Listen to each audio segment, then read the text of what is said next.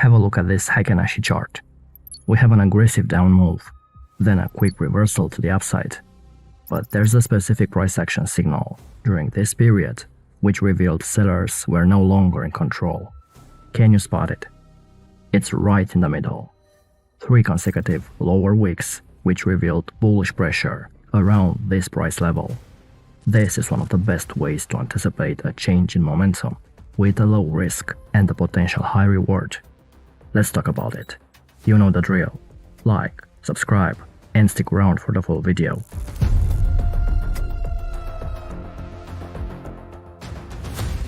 Candlestick wicks can tell you a lot about the psychology of market participants, and it definitely must play an important role in your price action analysis. In a Heikin-Ashi chart, large wicks can indicate a high level of volatility or uncertainty in a market. For example, if the high and low prices for a particular time frame are significantly different from the open and close prices, it may indicate that there was a lot of buying and selling activity during that period. This could be a sign that the market is indecisive or that there is a lack of clear direction. On the other hand, if the wicks are small or absent, it may indicate that the market is more stable. A series of candlesticks with long wicks on a Heikin-Ashi chart is something you should pay attention to, because this can potentially indicate a change in trend. So the plan is to look for periods when momentum is fading away and a potential trend change is on the way. In a Heikin-Ashi chart, trend changes can be identified by looking at the shape, size, and direction of the candlesticks. For example, in this chart, we are in an uptrend, but the candlesticks start to become smaller and more evenly sized. This may indicate that the uptrend is losing momentum and the trend change is imminent. The same here, the market was in a downtrend and the candlestick started to become smaller and more uneven. And this is the first sign that the downtrend is losing strength and a trend change is coming. Consecutive candle wicks during this period reveals bullish or bearish pressure. Now, a strong Heikin-Ashi pressure zone is not defined just by one candle with a big wick. A single price bar might not be sufficiently reliable for a trading setup. To filter false signals, you must identify a group of candlesticks. Therefore, instead of a single Heikin-Ashi candle, look for at least 2 consecutive bars with overlapping upper or lower shadows. More even better. Remember, wicks indicate potential buying or selling pressure. When these shadows overlap, they create a price zone that is more likely to exhibit the buying or selling pressure you anticipate. Here's a bullish pressure zone. We have 3 consecutive Heikin-Ashi bars with overlapping lower shadows. We mark the zone by outlining the lowest low and the highest closing price. This area is the bullish pressure zone. Now, very important, small shadows can create unreliable pressure zones. The wicks of the candles must be somewhat larger in size. I wouldn't say this is a strong buying zone. The wicks are too small. This one is more significant. And here's a bearish pressure zone. We have minimum 3 consecutive Heikin-Ashi bars with overlapping upper shadows. We outline the highest high and the lowest closing price within this sequence. This area is the bearish pressure zone. It's also important to note that these consecutive wicks in Heikin-Ashi charts should not be used in isolation. It's always a good idea to use multiple tools and indicators and to carefully consider the overall market context when trying to identify the potential trend reversals or changes in market sentiment.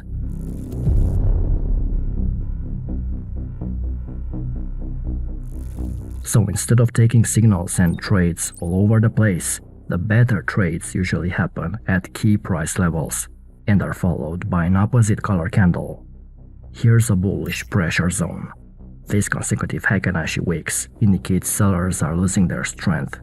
On its own, this zone is not relevant, but it appeared at an area of previous resistance, which turned into support. And this is important.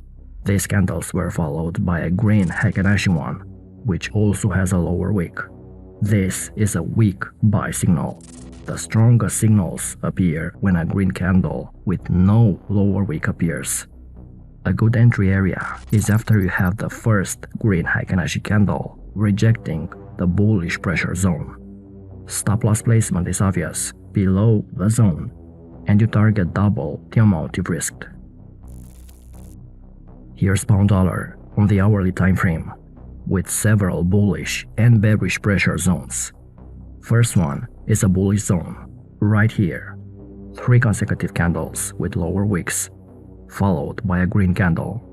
This is a weak signal because the signal didn't appear at a clear support level. The second signal was here, a bearish pressure zone, which was located around the same area. A previous support turned into resistance, and multiple Heikin-Ashi wicks. We have a short trade signal when a red Heikin-Ashi candle forms.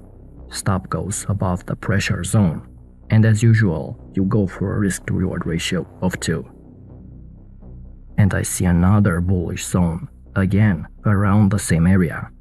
Previous resistance turned once again in support. Consecutive long wicks. So this was a good opportunity to buy when a green Heikin-Ashi candle formed. We even had the green candle with no lower wick, which is the strongest signal. Again, stop loss below the zone, and you go for a risk-to-reward ratio of 2. Now, as a side note, you decide how you want to manage your trade. I recommend to wait for the trade to unfold, but if you want to minimize risk when the Heikin-Ashi change color, you may also decide to move your stop to break even, or you may even decide to close 50% of your trade manually if a red candle with no upper wick appears. There is no best way to manage your trade. In some cases, it's better not to close the trade when an opposite candle appears. In other cases, this action will preserve your profit.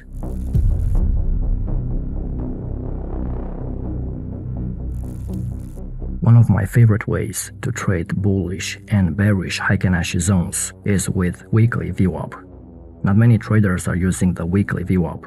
They don't even know it's possible to add it on their charts. But this is one of the most reliable tools, offering dynamic support and resistance. VWAP line acts as a support if price is trading above it, and as a resistance if price is trading below. The advantage of this strategy is that it places less emphasis on the length of a single shadow and instead focuses on multiple shadows. You want to find bullish pressure zones above the weekly VWAP and bearish pressure zones below it. In this example, I see a very good signal. First, as price is trading above the weekly VWAP, you need to find a buy zone, which is right here. Multiple red Heikin-Ashi candles with lower wicks, right at the VWAP line. And as another layer of confluence, I also see this support or demand zone right here. Stop below the VWAP and below the multiple wicks, and you take the profit at the next major resistance level.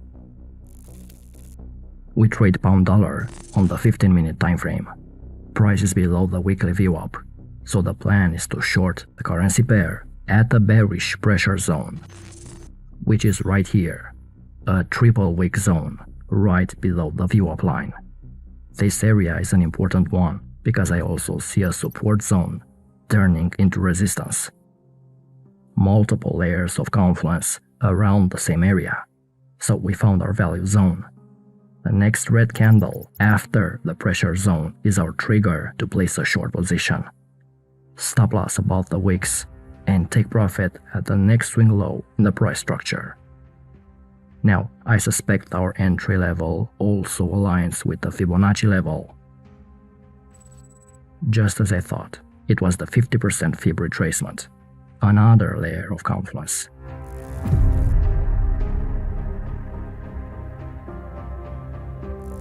Heikin-Ashi pressure zones work extremely well in combination with psychological numbers. Have you ever wondered why prices tend to stall at certain levels in the market, Is this just a coincidence, or is there a valid reason behind this happening? Well, this phenomenon may actually be explained based on the psychology of traders. As humans, we tend to think in terms of whole, round numbers rather than in terms of uneven random numbers. Psychological numbers, also known as round numbers, are numbers that end in zero, such as 50 or 100. These levels go under the radar of many traders, but these are very important in trading because they are often used as reference points. Traders are more likely to take action when prices reach these levels. They are more likely to place orders or set limits at round numbers, which can create additional demand or supply at these levels. In this chart, I see a bullish pressure zone. 3 red Heikin-Ashi candles with lower wicks forming at a round number. We even have a support level in this area. This is a good opportunity to place a buy trade. This strategy is quite versatile, and you can trade it on any time frame. I must say, I prefer it on higher time frames. By looking at higher time frames, you can get a sense of the overall direction of the market with the help of Heikin-Ashi, and at the same time, you identify pressure zones that may not be visible on shorter time frames. One of the main benefits of using higher time frames for finding pressure zones is the fact they can help you to filter out the short-term noise. For example, here we are looking at the 4-hour time frame. First, we see fewer price fluctuations compared to someone looking at the 5-minute chart, and it's easier to identify major support and resistance levels. Consecutive wicks on lower time frames are quite common. It happens all the time. But on higher time frames, this has more relevance. And on higher time frames, psychological numbers are more obvious. Usually, the more zeros at the end of the price, the stronger the psychological level. In this chart, we have a perfect textbook example. 3 consecutive wicks forming our bullish pressure zone, appearing at a major round number, 200. I will take this buy trade every time I see it. As you can see, the location of the pressure zones in the market is probably the most important factor to consider when trading, as it can provide context and will help you determine the likelihood of the signal being accurate. For example, a bullish pressure zone that occurs at a key support level is more reliable than a zone that forms at a resistance level, because the support level suggests that there may be a greater demand at that price. The location of the pressure zones can also be important in the context of the trend analysis. A buy zone that occurs during an uptrend is more reliable than one that occurs during a downtrend, as it's in line with the overall direction of the market. Follow these rules, find the zones on higher time frames, and you'll see you'll have stronger and more reliable signals.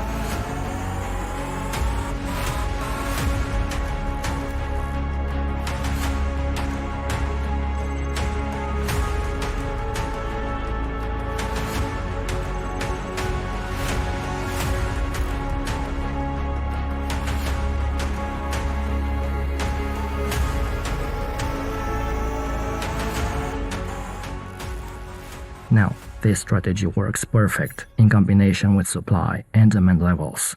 If you want to learn to trade them on Heikin-Ashi charts and not on classic candlestick charts, you definitely must watch this video.